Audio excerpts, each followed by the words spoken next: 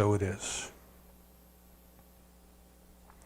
Alrighty, so as we come together this morning, we started last week, and what we were talking about last week was something that came from a Hindu mystic. And what he said is, if we are to know something, we must know it in a way that is appropriate to know it. And that really just struck me. It just kind of one of those things that just kind of whacks you up the side of the head and says, boing. Think about that. If we're going to know something, we need to know it in a way that is appropriate for that particular thing. So, for example, if I wanted to know how much something weighed, I couldn't use a tape measure to tell me how much it weighed, because a tape measure will tell me the dimensions if it has dimensions. You know, if it's a puddle, it may not. But I would need to use a scale. A scale would tell me the weight. So if I'm trying to know how much something weighs and I'm using the wrong tool, I'll never know for sure. Now, of course, I may be able to get the dimensions, and I may be able to try to figure out, you know, what the mass of this particular thing is, and then try to figure out, well, you know, what the specific gravity of it is, and then maybe I can approximate the weight, but I will never know. I will never know, because I've been using the wrong tool. I've been using the wrong tool. And what that led us into then was this discussion of, well, what is it that we are moving towards, or what is it that we are seeking, or what is it that is seeking us? Remember, I said we started the year. We start every year with this idea of what is your concept of God, but this year it shifted a little bit into, well, what is your realization of God? Not just your concept, because your concept of God is not God. Your concept of God is an image, a mental image, a verbal image, but it is an image. And the image is not the thing. So if we are trying to know that which is beyond thought, before thought, but from which thought comes, if we are trying to know that which is beyond words, but from which words come, we can't use thoughts and words to fully experience it. We can know about it. We can get pointed in the direction that says there is something there to know, but we cannot know it if we are using the wrong tools to know it. So this journey then, this roadmap for the soul that I talked about, I kind of discovered this, I don't know, 25 years ago maybe. But there's a progression that we seem to go through, or as spiritual beings, we seem to go through. And it's all good, and it's all leading us to the next step. And there's always a next step. I mean, we have to get used to that fact. There's always going to be a next step. Always going to be a next step. So we start off, if you think of consciousness, human consciousness, or all consciousness, even the consciousness as it exists in the animal kingdom, which you know, the scientists call the simple consciousness, or a consciousness that is not aware of itself. We kind of move into, I'll say, the first level of organization, which I refer to as dogma and creed, or the fundamentalist view. And it's not fundamentalist for any particular religion. It could be fundamentalist in politics, or you know, or even sports, or those kind of things. But as we start to come into consciousness, everything is out there. All of the power is out there. All of the money is out there. Everything is out there. Think of a small child, a baby. A baby is totally helpless on its own. It needs somebody to feed it. It needs somebody to change it. So our view of the world then is that everything is out there. And we have to somehow influence or manipulate the people who have what we want or need in order to get them to give us what we want or need. And this idea kind of comes through in religions as well. So when we are practicing religion at that level, and I'm not saying there's anything wrong with that level, it is a necessary step that our consciousness goes through. But when we are practicing religion at that level, a lot of it has to do with how are we going to influence this thing called God in order to get what we want.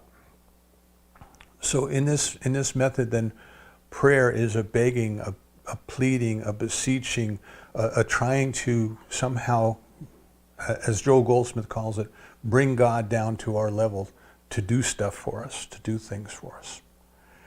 And the rules and regulations then must be followed. The way that we do this is through appropriate behavior. Excuse me, get my drink of water. We follow rules and regulations. We obey commandments. So at that level of consciousness, the focus is very much on behavior.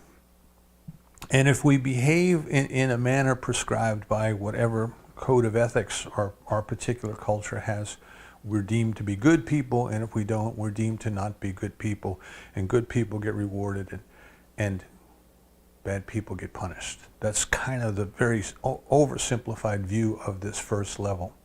And this first level is very, very important in our growth because it teaches us the importance of discipline. And by that I mean doing what needs to be done when it needs to be done, which is totally different than the discipline I learned at the end of a wooden ruler in school. If we do what needs to be done when it needs to be done, which in that way of thinking is obeying the rules, good things happen, good consequences happen, and if we don't, not so good consequences happen. But this is most important, that we learn to do what needs to be done when it needs to be done, because if we can't, when we move to the next level, when we start to get greater ideas, we won't be able to carry them out. And you see that over and over and over again in our society as you look around. People have great ideas, they go out and they launch their great ideas, and they fail miserably because they couldn't do the basic things that needed to be done to run their business or write their music or sell their music and all those kind of things. So the second level then comes into a little bit different view. At the second level, we start to realize that we are not completely victims of all the power that's out there, but we are, at the beginning of the second level, we are kind of co-creators, right? So this is kind of, we move into, well, the Lord helps them who helps themselves kind of thinking. It's up to me. I play some part in this here. My attitude, my beliefs, the way I think. If I start to change the way I believe, then things in my life start to change as well, right? So we recognize then that we are at least partly responsible. We are not totally victims who have to go out and manipulate, but we start to become the co-creators of our experience. And I look for the shift when working with students. The shift that I look for at that point is what I call the locus of control, which instead of all of the power being out there, at least some of the power is in here, the locus of control. And then the second thing is a sense of purpose. At that first level, our purpose might just be to stay out of trouble. You know, just let me get through this day and stay out of trouble. Let me not get into any more trouble than I'm already in. Let me just kind of behave myself one day. Let me obey the rules, those kind of things. But at the second level, we start to say, there's more to life than that, you see? So what is happening is life is calling us forward. We are being moved forward by evolution, by the evolution of consciousness. It is moving us forward into a greater exploration of the self.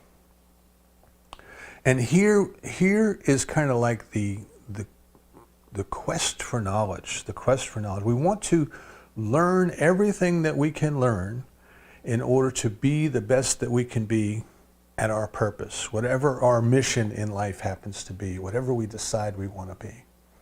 Now, I started at that first level as a small child in parochial school. And I learned lots of rules, and I learned lots of regulations, and I learned lots of love. There were some kind and loving teachers that we had who dedicated their lives to to teaching the children who didn't want to learn for $1 a month tuition. So I learned about service, I learned about love, and I learned a lot of rules, and I learned a lot of regulations. But I felt there had to be more. There had to be more. And there was more. Within that particular religion, there was always more. But I was not exposed to that where I was. I only learned, obey the rules, go to church on Sunday. When you die, everything will be okay. You go to heaven. But you see, there's these mysteries. There's that within us that our curiosity keeps pulling us forward. There's more. So one thing I learned as a child is when we were learning catechism, of course, we learned about the Trinity, the Father, the Son, the Holy Ghost, which the Trinity exists in other religions, by the way. Different names, but a Trinity, this idea of a Trinity exists.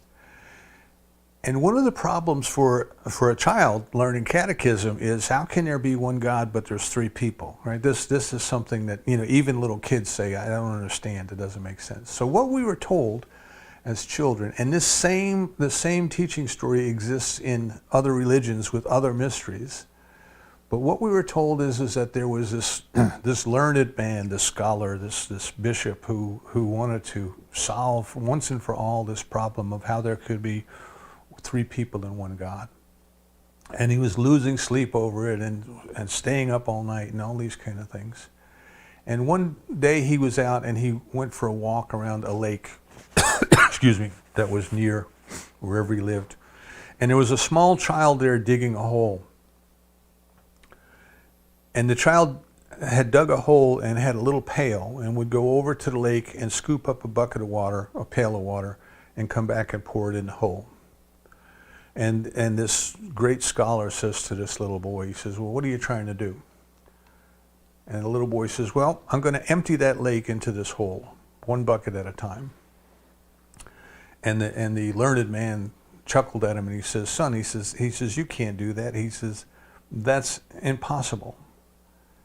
And the little boy, who was really an angel that was sent from heaven to help this man through his difficulties, the little boy says, it is just as impossible for you to understand how there could be three people in one God. And the message that I got from that was stop asking questions. Stop wondering. You're never going to figure this out. Stop wondering.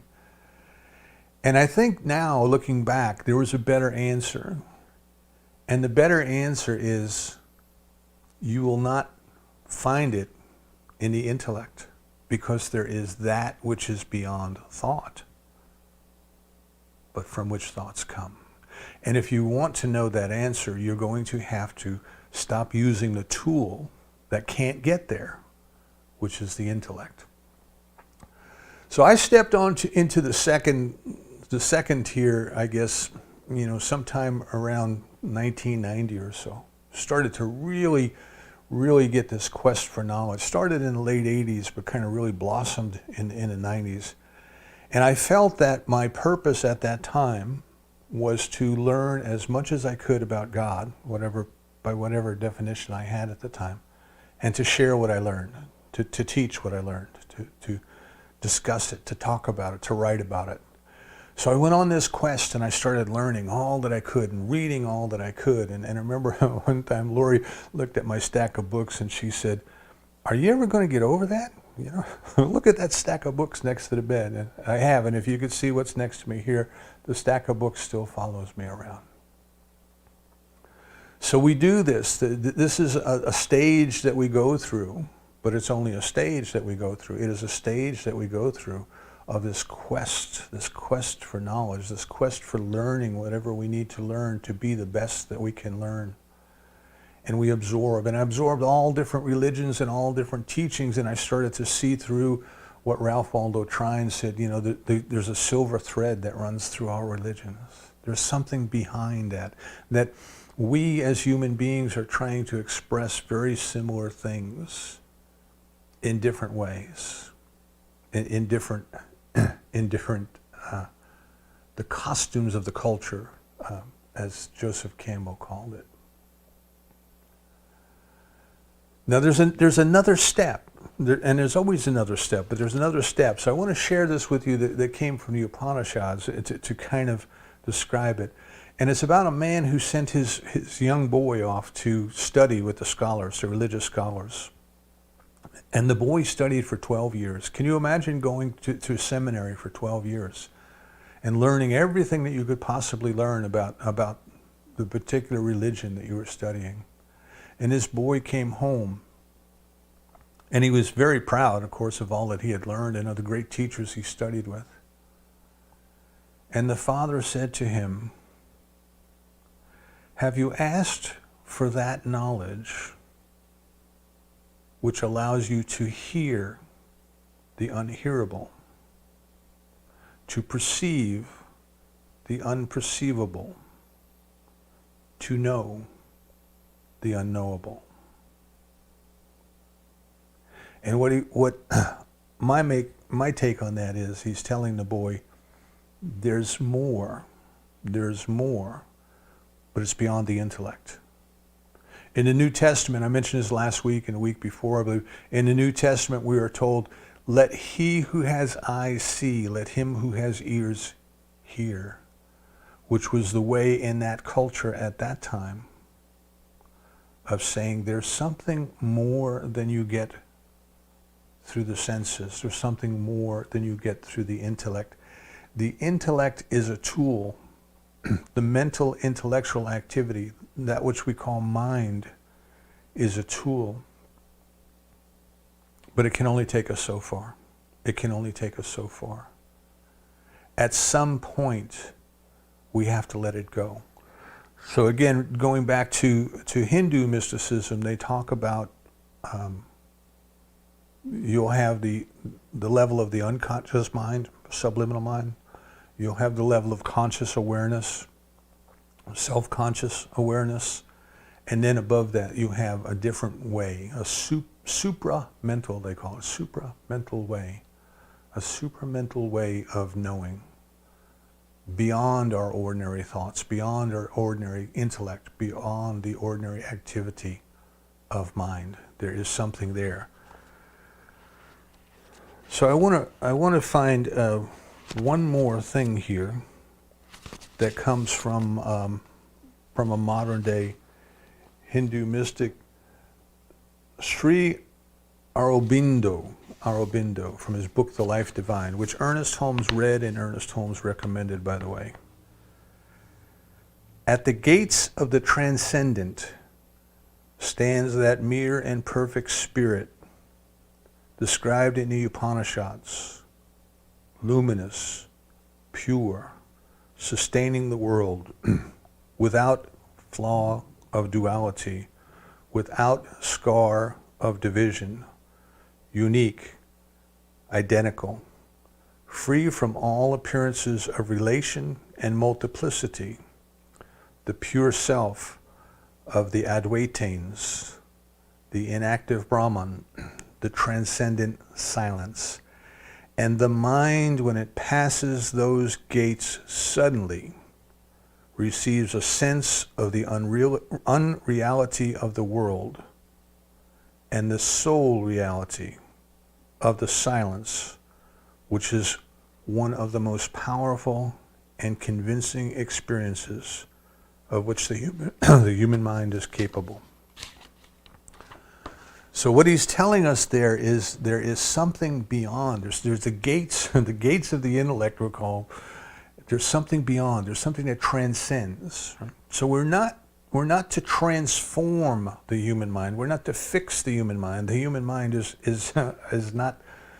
The human mind not working properly is not the problem. It's not a psychological problem. It's not a psychiatric problem. But the human mind itself is not capable. The human intellect itself is not capable of taking us past those gates. We can get to them, we can look through them with the mind, we can realize that something happened there, but we can't explain it. It's ineffable. We can't describe it. we can know it, but we don't know how we know it. This would be a mystical experience, if you, for lack of a better term, or Richard Maurice Buck called it the cosmic consciousness. That is the level that we start to get into after level 2. So the first level is dogma and creed. The second level is the Gnostic level, or the knowing level. And what Dr. Holmes tells us is we start with books and tapes and lectures and readings and classes and all of those things. But when we get to the end of that, we start to realize that there's only one who can teach us, and that one is within us. He says we have to be at home with the beloved. And then we start to slip into these transcendent experiences. Now, I'm not saying this is the only path that there is, but I'm saying that it is a path. It is a progression that I have discovered along the way. And we start to slip into these experiences. Now, Dr. Holmes himself had experiences of what he called cosmic consciousness. He had one time. He was doing a talk at the Glendale Church, and he had to sit down. He was overwhelmed by the experience. And everybody thought he was sick, and he had this experience, and he said, I see it now, I see it now, I see it now. The veil is very thin. He later said that part of what he saw was the physical form of the people in the audience went away, and he could see the light of each and every person's spirit. Now, of course, the visions that we see as we start to have these experiences, the visions that we see, they're not the real experience, but they're kind of on the way. Right? So I'm chuckling because I read something last week about a young monk who went to the monastery, and he sat down, in a Buddhist monastery, he sat down and he started to meditate, and the vision of the Buddha came to him. And he ran to the abbot's room, wherever the head of the monastery was, and he burst into the room without even being invited, and he ran in, and the abbot said, what's going on? And he said, oh master, he said, I was sitting in this beautiful meditation, and the Buddha appeared to me. And the abbot said, well, go meditate some more, he'll go away. We have experiences, we have things that we can't explain, but they are not the final. They are just kind of things that we pass through on the way. So I had this happen to me more than once, but the most profound one lasted about 3 days in time. And I can't describe it, and I can tell you some of the symptoms, but my symptoms mean nothing to you. You have to have your own experience. I think I mentioned this one time. Michael Palin from Monty Python, he did a travelogue. He went around the world and he visited different places. And in that travelogue, he went to a Buddhist monastery to meditate with the monks. And as they were going into the meditation hall, Palin asked one of the Buddhist monks, he says, well, what am I going to experience in this meditation? And the monk burst out laughing. He said, why in the world do you ask me what your experience might be? How would I know? How would I know what your experience might be? See, the monk understood that the experience was very personal, that whatever one experiences means absolutely nothing to another. So if I told you what my experience was, it wouldn't mean anything anyway. The best that I can do is to tell you that there is something there. There is something there that is beyond the intellect. And that is what we are moving towards. That is what actually we are moving from. And we are moving towards. We are moving towards that. So what I have been going through here in this last couple months or so is that as I prepare for the Sunday service, as I sit and I do my readings and I do my meditations, and even as I start to do the talk and do the opening treatment, normally what had been happening is I would be able to do that. I would be able to kind of touch something, for lack of a better description, and to come back from that with words and concepts and ideas that would flow together into a talk.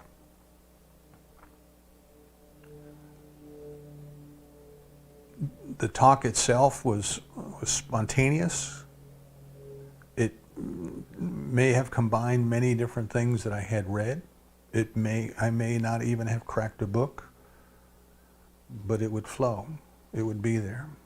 And what has happened lately is that as I start to enter into that experience, as I start to get to that threshold, if you will, to get to those gates, to touch something to bring back, I can't bring it back. It's so beyond words that it has become extremely difficult to be able to sit and have the talk flow. In fact, somebody mentioned to me a couple of weeks ago, after the talk, they sent me a message on Facebook, and they said, "What happened? You were gone for a while. It's like, did you have an out-of-body experience?"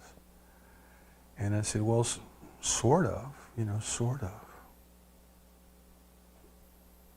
I was somewhere. My consciousness was somewhere, and it didn't want to come back. It didn't want to come back and talk. And I was just kind of sitting here, and I have no idea how much time had passed, but I was just kind of sitting here and suddenly realized that this was a Sunday talk. I was in the middle of a Sunday talk. No idea where I left off, no idea where it was going next. So I've been kind of slipping into this more and more, this experience of the ineffable, that which is beyond words, but from which words come. And as I started to kind of look into this, where is this kind of on that path of growth? Where are we going in that path of growth? I came to the realization that mental intellectual activity is not going to be able to take me the next step I have to go. I can't use the intellect to experience that which is beyond the intellect. I can't use words to experience that which is beyond words. And when I experience that which is beyond words, I can't find the words to come back and be of any service to anyone to explain what happened, to explain what's there. It's just the best I can do is say it's there. It's there. So this is what I call entering into the silence. And what I found is that in the progression of our growth, and I'm not saying that I am, very far along on the path. I'm just saying that this is where I am. This is what I am experiencing, and your experience may be different and probably will be different.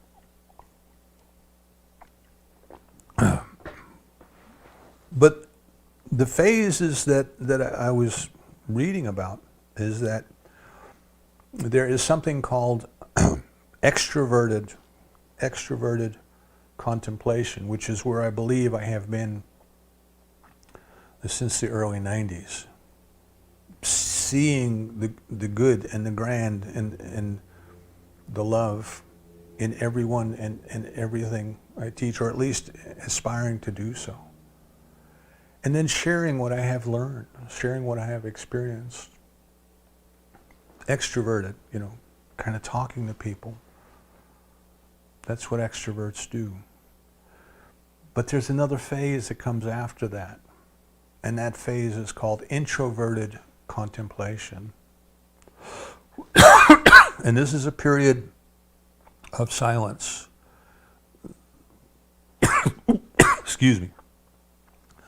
This is a period of being, of turning within, turning in, and finding that which is already there. And it's not about reading books, listening to tapes, giving talks, teaching class. It is about being at home with the beloved. It is about being in that experience of that which passes understanding. So that's where I am, and that's why I said in the email that I sent out last night, I have come to a point where I can't do the things that I used to do, because there's something going on, there's something shifting within me. Excuse me while I get some more water. There's something happening here, to put it in the words of Stephen Stills. And what it is ain't exactly clear.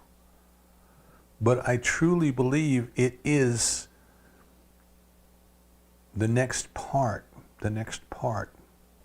of the unfoldment of consciousness as me.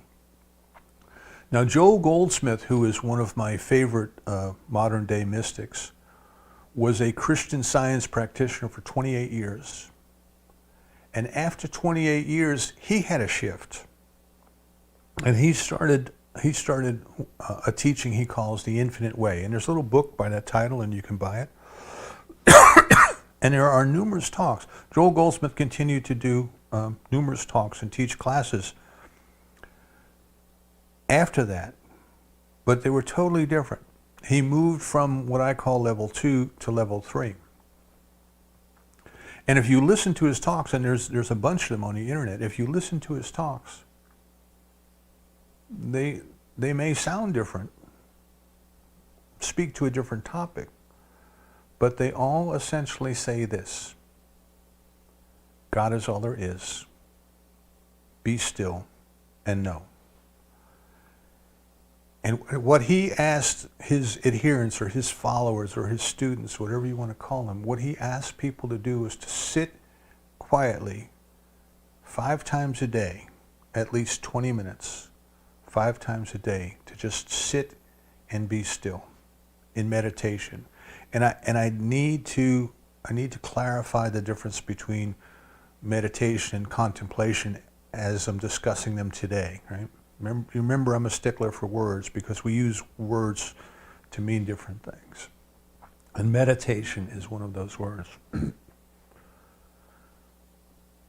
So in this context, meditation, the way he was using it, is more aligned with contemplation, the way that I am using it today. So a lot of what we know of meditation involves bringing our thoughts along a certain line.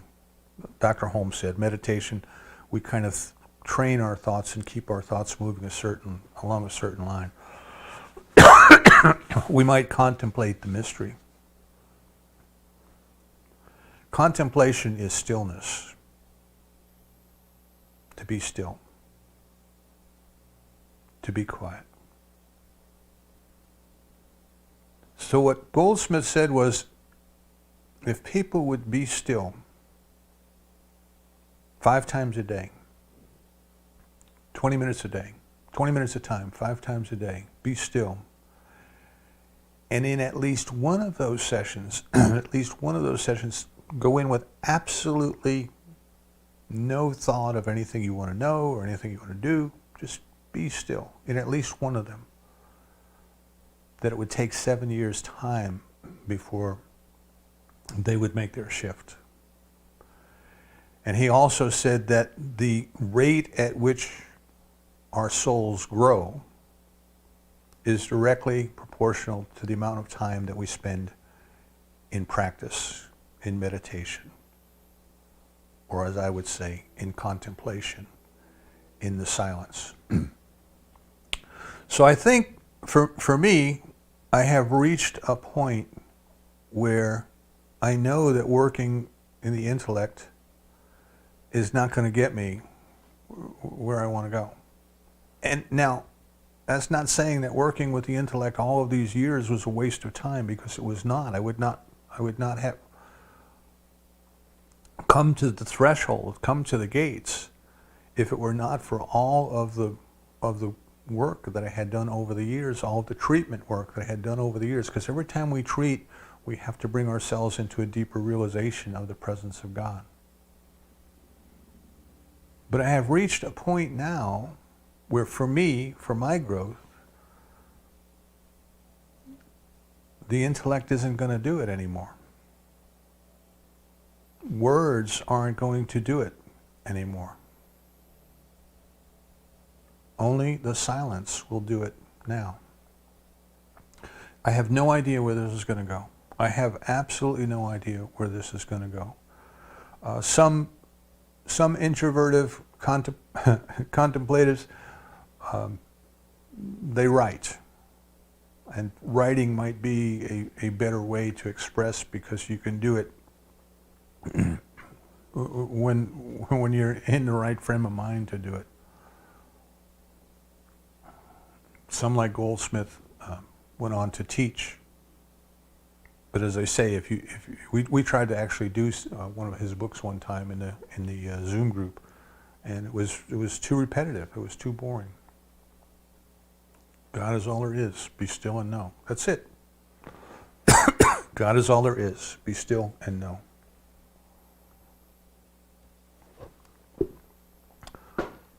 My phone just went for a dive here. Let me make sure it hasn't hung up on us. Nope, we're still good.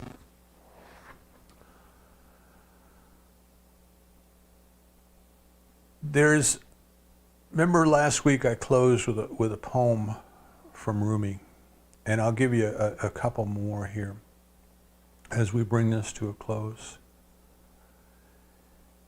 And you can go online and you can find these. And there's one, I think it's called The Lovers at Sunrise. And he says there's two lovers awaken at sunrise. And one says to the other, "Who do you love more, me or you?" And the other picks up a ruby and holds it up to the sun and says, "You don't understand. You are the sun. I am the ruby. The light that shines through me is your light. Without your light, I would not be." There is this one life, this isness, this I amness, this suchness that is shining through each and every one of us. Excuse me. And our destiny is to be at home with it, to be at one with it, to simply be still with our beloved. The beloved is what the Sufis called God, my beloved. Rumi gives us another illustration. Last week we were talking about the drunks in the tavern. And he talks about the drunk who's on his way home and goes up to the door of his house and tries to open the door and drops his keys. And he goes back out to the street and he gets on his hands and knees under the street light, and he's feeling around in the dirt, and a policeman comes along. And the policeman says, "What are you doing?" And the fellow says, "Well, I dropped my keys and I'm looking for my keys." And the policeman said, "Well, where did you drop the keys?" And the fellow says, "Well, I dropped them over by my door when I was trying to open it."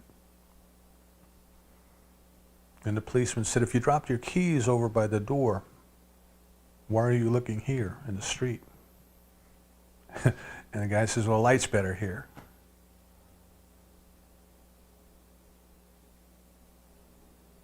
The only place that we're ever going to find that which is seeking us is within.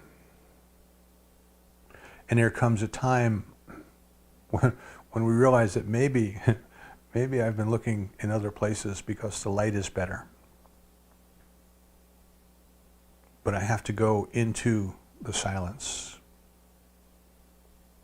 I have to do the thing that only I can do, which is to be still and to know. And the last bit from Rumi that I will mention this morning, we're going to close with this, is he gives us a poem about two frogs. One frog lived in the ocean and the other frog lived in a well. And I invite you after the service, go online and look these up.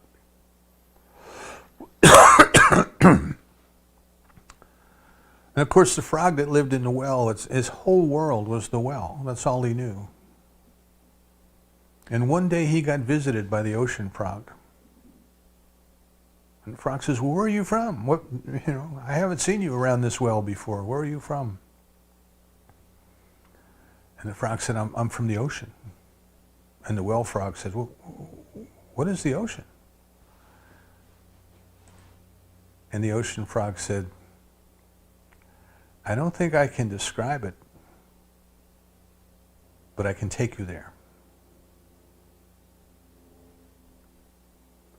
Each one of us has within us the well frog and the ocean frog. Each one of us lives in this world. We make our way through this world. We use our intellect to solve problems in this world and to make our living in this world. But we also have within us the ocean frog, who says there's something more. There's something more. I can't describe it. It's beyond words. But I can take you there. I think there comes a time in each and every one of our lives as we earnestly pursue our growth, there comes a time that we must be still and let the ocean frog take us into the silence. There is that which is beyond words, but from which words come. There is that which is beyond thoughts, but from which thoughts come. We cannot think our way beyond thoughts. We cannot talk our way into the silence. In Buddhism, they say, when you have crossed the river, you leave your raft behind. It has served its purpose. Our intellect only serves a purpose. Our vocabulary only serves a purpose. When that purpose is fulfilled, we must leave them aside. And we must follow, as Wendy said in the opening, we must follow the map that is written on our soul, that is written into the peace of our hearts. We must take that next step. That's where I am. Your path may be entirely different. But whatever your path is, honor it. Follow it. Do what your heart is telling you to do. There is something so much greater than we have ever experienced with the intellect.